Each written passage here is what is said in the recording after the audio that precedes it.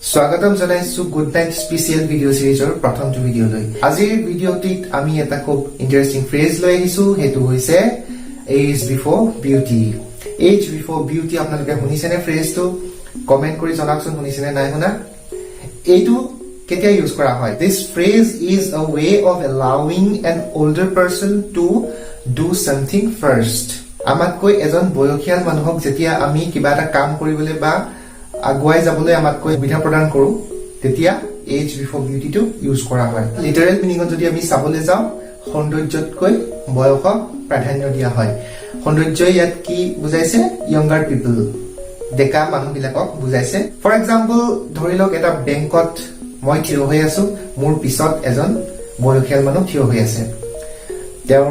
কঁকালৰ বিষৰ কাৰণে ধৰি লওক কষ্ট হৈ আছে মই অনুভৱ কৰিব পাৰিছো তেতিয়া মই তেওঁক যদি কওঁ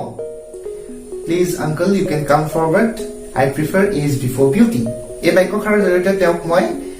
মুতকৈ আগত যাবলৈ অনুৰোধ জনালো তেওঁক মুতকৈ আগত কামটো কৰিবলৈ অনুৰোধ জনালো বা অনুমতি দিলো ঠিক তেনেকৈ তেওঁ মোক অনুৰোধ কৰিব পাৰে Will you please allow me to do the work first? Age before beauty, my son. এই ফ্ৰেজটো হিউমাৰাছলি ইউজ কৰা হয় কোনো সিৰিয়াছ টোনত কোৱা নহয় এটা ৰখিক সুৰত এই ফ্ৰেজটো কোৱা হয় এনে ক্ষেত্ৰত এই ফ্ৰেজটো যদি ইউজ কৰা হয় তেতিয়াহলে কনভাৰসেচনটোত এটা